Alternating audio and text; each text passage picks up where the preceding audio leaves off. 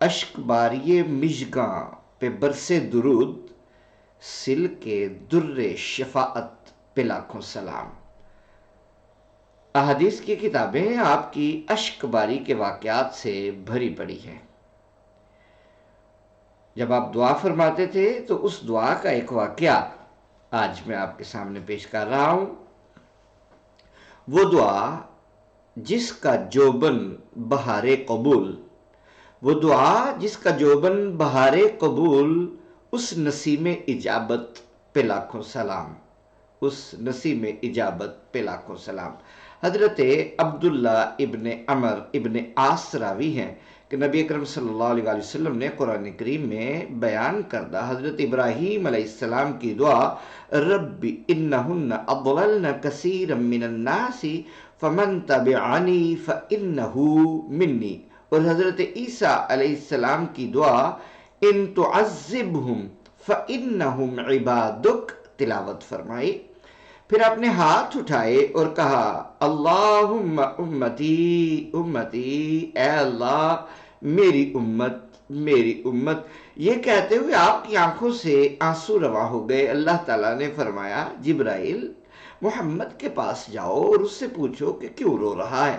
جبرائیل امین نے حاضر ہو کر پوچھا تو آپ نے فرمایا کہ اپنی امت کے لیے روتا ہوں۔ حضرت جبرائیل نے جا کر یہ جواب بارگاہ الہی میں پیش کیا تو اللہ تعالیٰ نے فرمایا جبریل پھر جاؤ اور محمد سے کہو کہ ہم امت کے سلسلے میں اسے راضی کریں گے اور ہرگز ازردہ نہ ہونے دیں گے۔ یہ مسلم شریف جلد اول صفحہ 113 سے روایت سنائی۔ کتنی کشادہ دل اور وسیع ظرف ہستیاں ہوتی ہیں انبیاء کرام کی۔ ذرا حضرت ابراہیم اور حضرت عیسیٰ کی دعاؤں کے بین السطور پر غور کیجئے۔ حضرت ابراہیم کہتے ہیں فمن تبعنی فانہ منی ومن عصانی فانک غفور رحیم، جس نے میری پیروی کی وہ مجھ سے ہے اور جس نے میری نافرمانی کی تو بے شک تو غفور الرحیم ہے۔ یعنی جو میرا پیروکار بن گیا وہ تو مجھ سے ہو گیا۔ اپنے پیروکاروں کے ساتھ منی میں جو یگانگت کا اظہار ہے اس پر غور کیجئے، لیکن جو میرا نافرمان ہے اس نے بے شک میرا اتباع نہیں کیا مگر تو غفور رحیم ہے۔ یعنی اگر کسی نے میری بات نہیں مانی تو اس سے گلہ شکوہ مجھ کو ہونا چاہیے، تجھے بہرحال مغفرت اور رحمت ہی کا مظاہرہ کرنا چاہیے۔ سرکشوں اور نافرمانوں کے لیے واضح طور پر مغفرت طلب نہیں کر سکتے تھے تو یہ درمیانی راہ نکال لی۔ ہے کوئی انتہا اس شفقت بے پایاں کی؟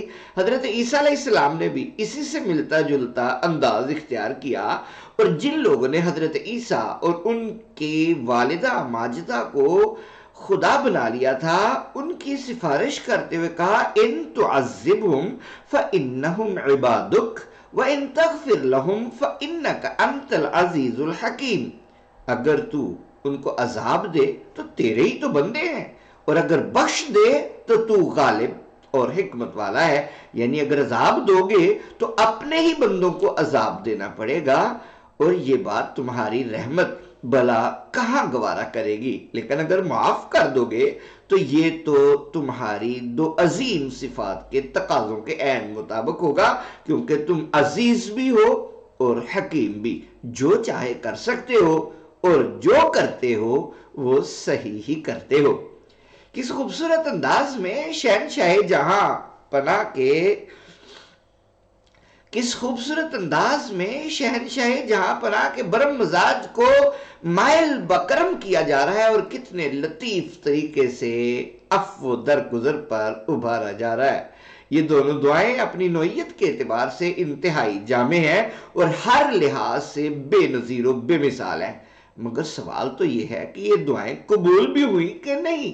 ہو سکتا ہے قبول ہو گئی ہوں، ہو سکتا ہے نہ ہوئی ہوں۔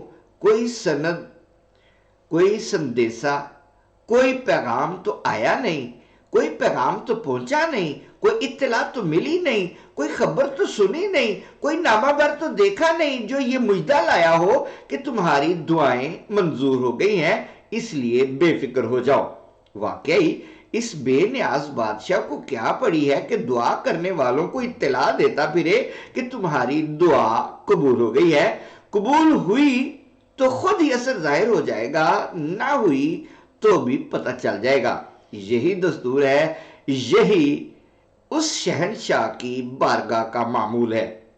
مگر کائنات میں ایک البیلا ایسا بھی ہے جس کے لیے سارے دستور ترک کر دیے جاتے ہیں، تمام قوانین ایک طرف رکھ دیے جاتے ہیں اور سمدیت و شہنشاہیت کے تقاضوں کو ملحوظ رکھنے کی بجائے عشق و محبت کی دنیا آباد کر لی جاتی ہے۔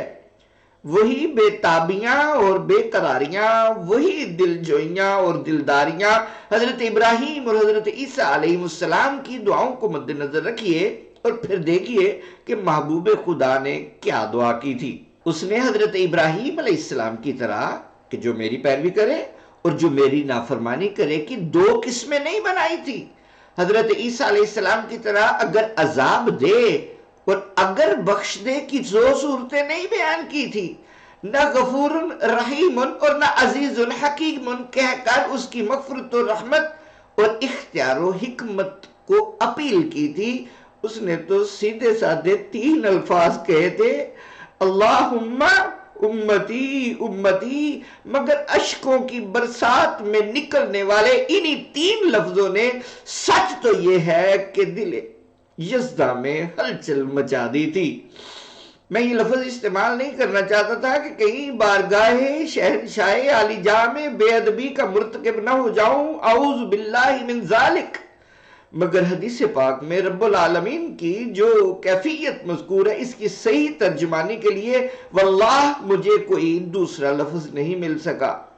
ذرا دیکھیے تو وہی سمد و مستغنی بادشاہ جو کسی کو دعا کی مقبولیت یا عدم مقبولیت کی اطلاع تک دینا گوارا نہیں کرتا، اپنے محبوب کے منہ سے نکلے ہوئے تین لفظوں کو سن کر کیسا مضطرب ہو گیا، کما یلیق بشانہ ہی۔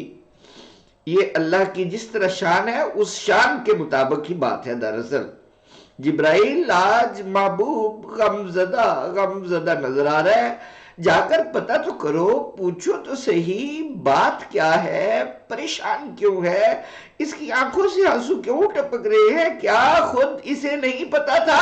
کیا وہ نہیں جانتا تھا کہ میرے محبوب کو کیا غم کھائے جا رہا ہے؟ وہ جو علیم بذات الصدور ہے، وہ جو اقرب من حبل الورید ہے، کیا اسے علم نہیں تھا؟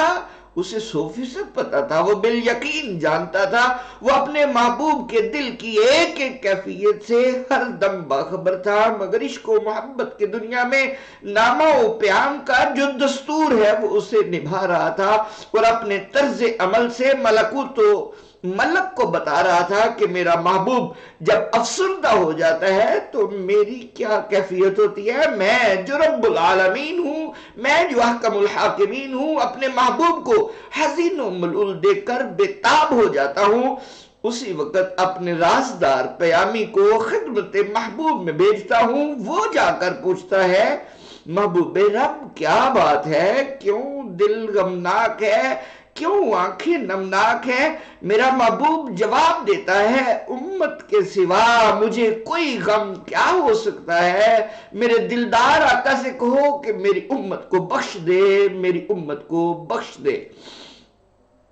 پیغمبر واپس آتا ہے، محبوب کا تقاضا بتاتا ہے، مجھے تو اپنے محبوب کو راضی رکھنے سے سروکار ہے، مجھے تو اس کی خوشی اور مسرت درکار ہے، میں قاصد کو پھر بھیجتا ہوں محبوب کو منانے کے لیے اور یہ نوید جافزہ سنانے کے لیے کہ اِنَّا سَنُرْدِيكَ فِي أُمَّتِكَ وَلَا نَسُوءُكَ، ہم تجھے تیری امت کے سلسلے میں ہر صورت راضی کریں گے اور کبھی ازردہ نہ ہونے دیں گے۔ سبحان اللہ و بحمدہ، سبحان اللہ العظیم۔ خدا کی رضا چاہتے ہیں دو عالم، خدا کی رضا چاہتے ہیں دو عالم، خدا چاہتا ہے رضائے محمد، خدا چاہتا ہے رضائے محمد، اجابت نے جھک کر گلے سے لگایا، اجابت نے جھک کر گلے سے لگایا، بڑی ناز سے جب دعائے محمد، بڑی ناز سے جب دعائے محمد صلی اللہ تعالی علیہ وعلی آلہ واصحابہ وبارک وسلم، اشک باریے مشگام پہ برسے درود، سل کے در شفاعت پہ لاکھوں سلام، ہم غریبوں کے آقا پہ بے حد درود، ہم فقیروں کی ثروت پہ لاکھوں سلام۔ اگرچہ آپ کی آنکھیں زیادہ تر خشیت الہیہ اور مغفرت امت کے لیے اشکبار ہوا کرتی تھی، تاہم اس کے علاوہ بھی بعض مواقع پر آپ اشکریز ہو جایا کرتے تھے، مثلا اعزا و قارب اور مخلص جان نثاروں میں سے کسی کی وفات پر جانے پر یا کوئی انتہائی المناک واقعہ سن لینے پر بھی آپ کی چشمان مقدس سے آنسو آ جاتے تھے۔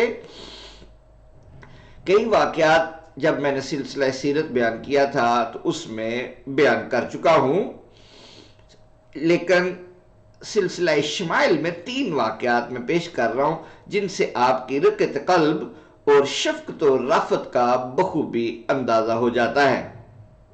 پہلا واقعہ ہے، حضرت انس بیان کرتے ہیں کہ ہم رسول اللہ صلی اللہ علیہ وسلم کی معیت میں آپ کے صاحبزادے سیدنا ابراہیم کے پاس پہنچے۔ اس وقت ان پر نزع کی کیفیت طاری تھی اور وہ اپنے مولا کی طرف رخصت ہو رہے تھے۔ آپ نے اپنے لخت جگر اور نور نظر کی حالت دیکھی۔ فجعلت عین رسول اللہ تذرفان وقال ان العین تدمع والقلب یحزن، تو آنکھوں سے آنسوؤں کی جھڑی لگ گئی اور فرمانے لگے آنکھیں آنسو برسا رہی ہیں اور دل غم و حزن میں مبتلا ہے۔ اسی طرح ام المومنین حضرت عائشہ صدیقہ سے مروی ہے کہ آپ کے رضائی بھائی حضرت عثمان ابن مظعون رضی اللہ عنہ کا وصال ہوا تو آپ ان کا جنازہ پڑھانے کے لیے تشریف لائے اور ان کے چہرے سے کپڑا ہٹا کر کہا قبلہ بینا، اور تشریف لائے اور ان کے چہرے سے کپڑا ہٹا کر قبل بین عینیہ وبکا ثم بکا طویلا حتی سألت دموعہ علی وجہ عثمان، ان کی دونوں آنکھوں کے درمیان بوسہ دیا اور رو دیے، پھر اتنا روئے کہ آپ کے آنسو عثمان کے چہرے پر ٹپک پڑے۔ پھر جب ان کی چارپائی اٹھائی گئی تو آپ نے فرمایا عثمان تجھے مبارک ہو، نہ تو نے دنیا کو استعمال کیا ہے اور نہ دنیا نے تجھے، یعنی دنیا میں رہتے ہوئے اس سے تم الگ تھلگ رہے۔ اسی طرح حضرت میسرہ ابن معبد سے مروی ہے کہ ایک آدمی رسالت مآب صلی اللہ علیہ وسلم کی خدمت اقدس میں حاضر ہوا اور عرض کی یا رسول اللہ، ہم اہل جاہلیت اور بت پرست تھے، اپنی اولاد کو اپنے ہاتھوں سے قتل کر دیا کرتے تھے، خود میری بڑی ہی خوبصورت بیٹی تھی، وہ مجھ سے بہت زیادہ پیار کیا کرتی، جب میں اسے بلاتا تو میرے بلانے پر بہت خوش ہوتی۔ ایک دن میں نے اسے بلایا تو وہ میرے پیچھے پیچھے چلی آئی، کچھ فاصلے پر ایک کنواں تھا، میں اس کی طرف چل دیا، جب وہاں پہنچا تو میری بیٹی بھی کھیلتی کودتی میرے پاس آ پہنچی۔ اچانک میں نے ہاتھ سے پکڑ کر اسے کنویں میں پھینک دیا اور اسے ہمیشہ کے لیے آنکھوں سے اوجھل کر دیا۔ میرے کانوں میں اس کے آخری الفاظ سنائی دے رہے تھے اور وہ درد بھرے انداز سے مجھے یا ابتا او میرے ابا کہہ رہی تھی، مگر میرا دل پتھر سے بھی زیادہ سخت تھا، ذرہ بھی متاثر نہ ہوا۔ جب رحمت عالم نے یہ واقعہ سنا فبکا رسول اللہ حتی وقف دمع عینیہ، تو آپ رونے لگے یہاں تک کہ آپ کی آنکھوں سے آنسو چھلک پڑے۔ حاضرین میں سے ایک شخص نے اسے کہا کہ تو نے آپ کو حزن و ملال میں ڈال دیا ہے، تو اس نے جواب دیا کہ کوئی ایسا معاملہ ہے تو حضور ضرور فرما دیں گے، تم خاموش رہو۔ حبیب اکرم صلی اللہ علیہ وسلم نے اس آدمی کو فرمایا کہ اپنی بات دوبارہ بیان کرو اور مجھے سناؤ۔ اس نے یہی واقعہ دوبارہ آپ کی خدمت میں عرض کیا فبکا رسول اللہ صلی اللہ علیہ وسلم حتی وکف دم عینیہ الی لحیتہ، تو پھر رو دیے یہاں تک کہ آنسوؤں سے آپ کی داڑھی مبارک تر ہو گئی۔ اس کے بعد فرمایا اللہ تعالیٰ نے زمانہ جاہلیت کے اعمال سے درگزر فرما دیا ہے، اب نیک اور صالح عمل کی کوشش کرو۔